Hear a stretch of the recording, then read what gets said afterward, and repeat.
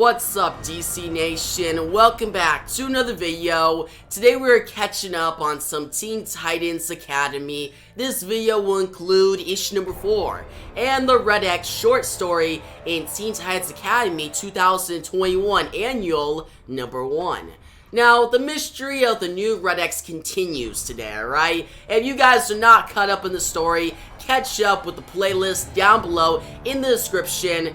But yeah, getting into issue number 4, we pick up with the Bat Pack in a room trying to figure out who Red X is. They have a bunch of suspects pictures on board. The suspects include Miguel Montez, Dane, Matt Price, Nightwing's Butt, Booster Gold, Brick, Beast Boy, Summer, Billy Batson, 2B, Gorilla Greg, Jason Todd, Jason Todd, Bunker, Damian Wayne, and more. Now this Bat Pack includes 3 kids: Chupacabra, Megabats, and Bratgirl. Chupacabra recounts the events of him and a bunch of other kids arriving at Roy Harper's Titans Academy. Nightwing, their mentor, then finding the Red X mask, explain the story behind it.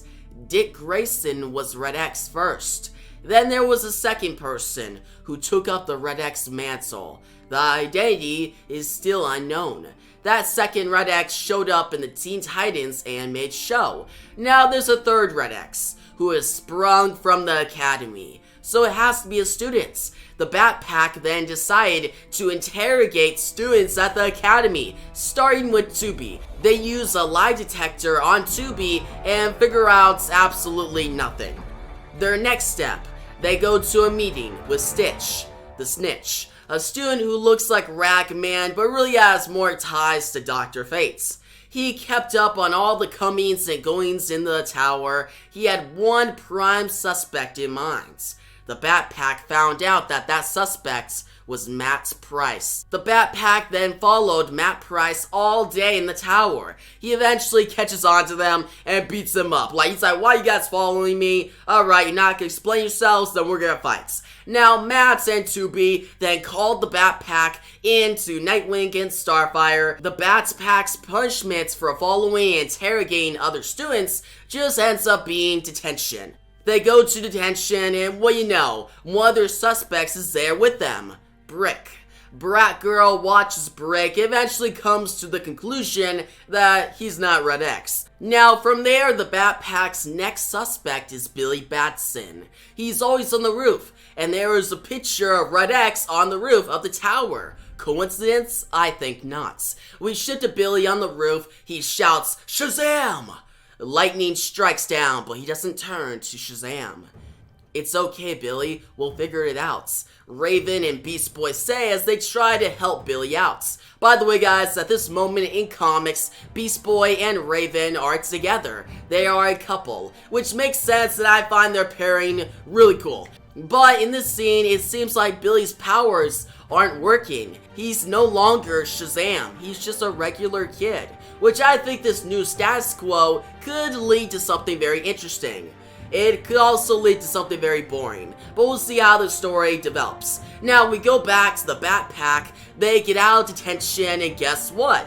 They follow more students around. This time they use a device to scan certain students and see if they meet the Red X requirements. Eventually though, Brick gets annoyed and ambushes the Bat Pack. The Bat Pack barely get away and head toward the Pack Mobile. Now the Bat Pack go on to do more detective work for a while, and they rule out certain students, but then Donna Troy sneaks up on them and hears their detective work. She tells them to stop pursuing Red X. It's not their job. The Bat Pack get frustrated and head down the hall and into a room.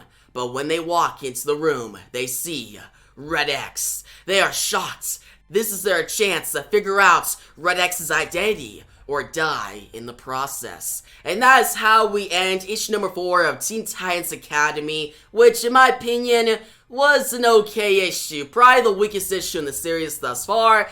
It is fun seeing new characters theorize who Red X is, but overall, this issue is very slow and meandering. Hopefully the ending with Red X showing up suggests that next issue, issue number 5, will kick the story into high gear again. But for now, with issue number 4 out of the way, let's dive into the origin of the new Red X, aka the third Red X. This story takes place 9 years ago at an orphanage funded by Black Mask. This orphanage-type place grooms the kids into becoming Black Mask henchmen. We see a man who brings the child to the place. The head woman of the house negotiates with the man and eventually comes to a deal that if the man brings another child, then she'll take both of them in. We see the man walk out and get pulled into an alleyway by Red X. Red X tells the man what he's doing is wrong. He shouldn't be selling kids to Black Mask. Who else is going to raise them? You? You think that would be better? The man asks before Red X throws him into a wall. Anything is better than this. If I catch you treating any more foster kids like welfare lottery tickets, then I'll cut whatever manhood you think you have and feed it to your daughter. Red X says, pointing his sword to the man's neck. I thought you were a good guy. The man says as a tear goes down his face. There are no good guys. Red X says, taking off. Now from here we see this new Deathstroke looking Red X kick the door down into the foster place. Yakrakum! Run, kids, Red X says, taking out his sword and attacking. He dismantles the owner's guns. One of the men in the room stabs Red X in the leg. The man then pulls one of the kids close and puts a knife to the kid's throats. I'll do it, you know, the man says. I know, Red X says as he throws a Red X star to the man's head, killing him. Red X then takes the knife out of his leg and patches himself up. Why didn't you run with the rest of your family? Red X asks the last kid standing. They weren't my family, the kid says. Do you know who I am? Red X says, standing up. I saw you on TV with the Titans. You're Robin, the kid says. No, I'm the one who took this mask from him, who took his fake mission and made it real. I was the first, but there will be more. Red X says, why do you wear an X?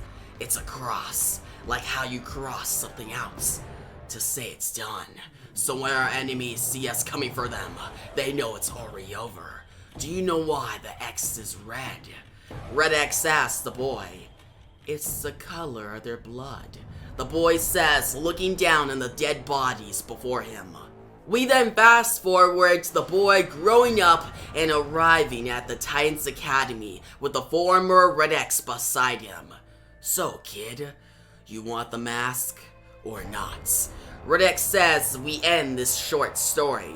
I found this story very intriguing and it gave a great backstory to our new Red X. Tell me your guys' thoughts on this origin down below. Also, who do you think the second and now the third Red X is? This story, one we just went over, can like spawn a bunch of different theories. I feel like it was the best thing out of this video, right?